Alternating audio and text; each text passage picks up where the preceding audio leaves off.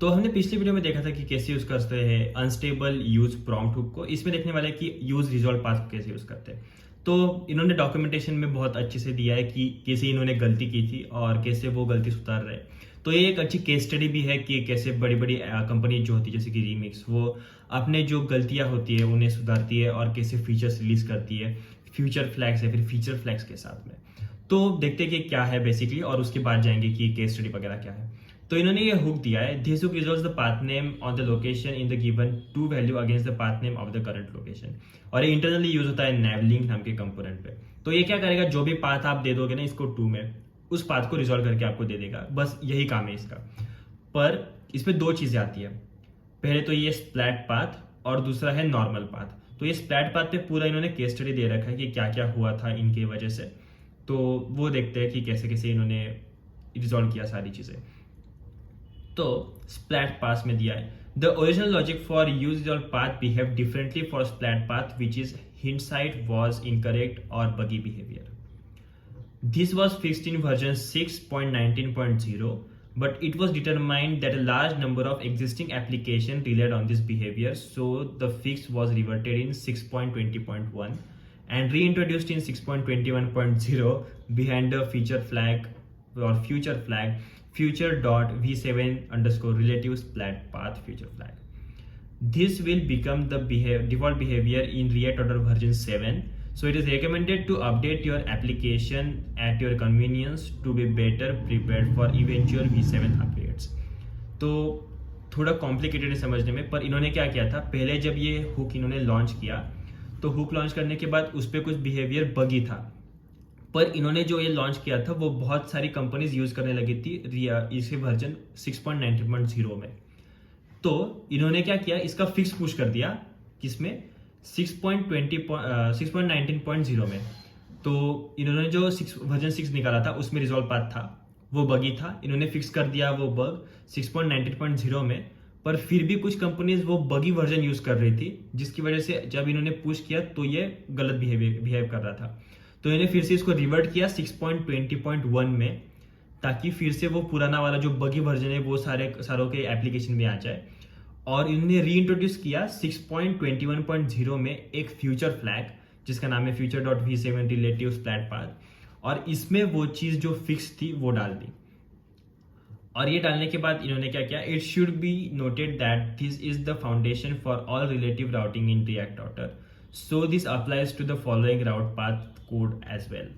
जैसे कि लिंक में यूज होगा, यूज नेविगेट में, यूज href में, फॉर्म एक्शन में, यूज सबमिट में, रिडायरेक्ट में, ये सारी चीजें इस एक चीज पे रिलाई करती है जिसका नाम है यूज रिजॉल्व पाथ। तो इस बग को इन्होंने ऐसे रिजॉल्व किया, आप समझ सकते हो केस स्टडीज की। तो बिहेवियर देखते हैं कि विदाउट फ्लैग क्या होता है, विदाउट जो फ्यूचर फ्लैग है उसके बगैर क्या होता है। तो समझो आपने ऐसा कुछ डिफाइन किया है कि डैशबोर्ड स्लैश स्टार, तो ये स्टार जो है वो स्प्लैट पाथ है, मतलब डायनेमिकली कुछ भी डाल सकते हो आप इसमें।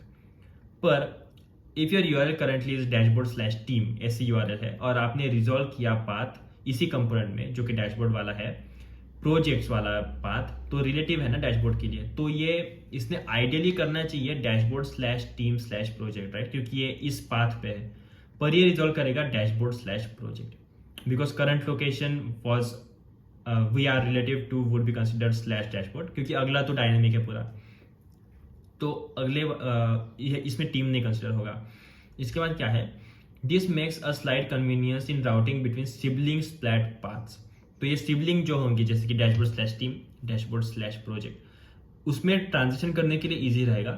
पर ये थोड़ा सा हार्ड है दूसरी चीज़ों के लिए, जैसे कि अगर it cause inconsistency such as use resolve path में अगर डॉट किया तो ये no longer resolve to the current location for the route, it actually resolve to dashboard. तो dashboard/team पे भी होंगे और डॉट से रिजॉल्व किया तो ये तो करंट पे जाना चाहिए जैसे कि dashboard/team, पर ये वहां नहीं जाएगा, ये डैशबोर्ड पे जाएगा क्योंकि रिलेटिव पाथ डैशबोर्ड का है।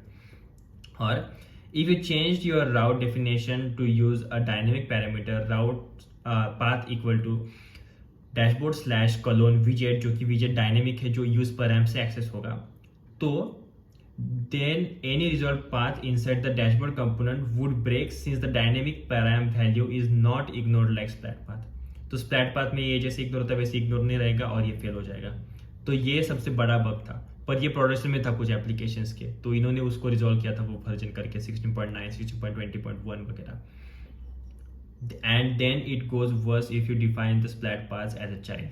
तो मतलब डैशबोर्ड किया और उसके चाइल्ड में अगर स्प्लैट पाथ डिफाइन किया तो क्या होगा, now dot and dot dot resolve to the exact same path inside the dashboard. तो ये डैशबोर्ड वाला जो चीज़ है ना, इसके अंदर डॉट भी डैशबोर्ड को पॉइंट करेगा, क्योंकि ये तो स्टार है, इसके लिए ये यहीं पे जाएगा. रिलेटिव पाथ तो डैशबोर्ड है. और डॉट डॉट किया तो ये राउट रिलेटिव है ना डिफॉल्टली, जो कि हमने पिछले 2 वीडियो पीछे देखा था शायद. तो राउट रिलेटिव जो है तो ये राउट ये वाला, और डॉट डॉट किया तो इसके पिछला वाला, मतलब डॉट भी उसी को जाएगा डैशबोर्ड को, और डॉट डॉट वाला भी डैशबोर्ड को ही जाएगा. ये बहुत गलत बिहेवियर है. If you were using data router and defined an action on the splat route, you'd get an error 405 because on form submission dashboard पे वो सारी चीज चली जाएगी, क्योंकि अगर आपने डॉट किया है ना तो ये डॉट वाला क्या रहेगा, उसी पे जाना था, पर उसी पे तो नहीं जाएगा क्योंकि रिलेटिव पाथ डैशबोर्ड का है. तो अगर आपने फॉर्म यहाँ पे डिफाइन किया है ना, फॉर्म का एक्शन राउट पे स्टार पे, तो स्टार वाला नहीं एग्जीक्यूट होगा, उसके अगला वाला एग्जीक्यूट होगा जो कि उसका पेरेंट है. ताकि क्योंकि ये जो रिलेटिव था ना ये डैशबोर्ड वाला, ये यहाँ पे था. तो एकदम बकवासी चीज़ें लग रही है कि ऐसी गलती होनी तो नहीं चाहिए थी लाइक प्रोडक्शन में वगैरह, पर हाँ हुई थी और इन्होंने फिक्स भी कर दिया. पर ये एकदम बकवासी चीज़ है जो कि अभी है यहाँ पे अवेलेबल. तो इसलिए रेकमेंड कर रहे हैं कि फ्यूचर फ्लैग यूज़ कर लो. फ्यूचर फ्लैग यूज़ किया तो क्या होगा, अगर डॉट करोगे तो करंट पाथ नेम पे रिजॉल्व करेगा. डैशबोर्ड स्लैश टीम होगा तो डैशबोर्ड स्लैश टीम पे रिजॉल्व करेगा, डैशबोर्ड पे नहीं जाएगा अभी अगर आपने फ्यूचर फ्लैग ऑन किया तो. और अगर आपको सिबलिंग पाथ को एक्सेस करना है ना तो उसके लिए क्या करना पड़ेगा, डॉट डॉट स्लैश टीम, मतलब पीछे जाओ, डैशबोर्ड स्लैश टीम पे होंगे तो डॉट डॉट स्लैश मतलब डैशबोर्ड पे जाओ, और उसके बाद में जो पाथ दोगे तो उसका वो सिबलिंग पाथ रहेगा. राइट, देखो 2 पाथ्स है. आपने क्या किया, इसको बोला कि अपने पेरेंट पे जाओ और इस पाथ को टारगेट किया, तो ये क्या करेगा, इसके पेरेंट पे जाके इसे टारगेट करेगा, तो ये सिबलिंग हो है ना दोनों, तो उस तरह से काम करेगा ये. तो अगर ये चाइल्ड हो पेरेंट हो अभी कुछ फर्क नहीं पड़ता, फ्यूचर फ्लैग में सब कुछ रिजॉल्व है. पहले जो बग्स थे वो रिजॉल्व हो गए, वर्जन 7 में आ जाएंगे, अभी के लिए वो फ्यूचर फ्लैग के अंदर है, तो आप वैसे यूज़ कर सकते हो. तो आई होप आपको समझ में आएगा कि कैसे यूज रिजॉल्व पाथ काम करता है, क्या क्या दिक्कतें हुई थी इनके लिए और इन्होंने कैसे रिजॉल्व की. तो मिलते हैं किसी अगले वीडियो में जहाँ पे हम देखेंगे यूज रिवैलिडेटर हो. तब तक के लिए थैंक यू, बाय बाय.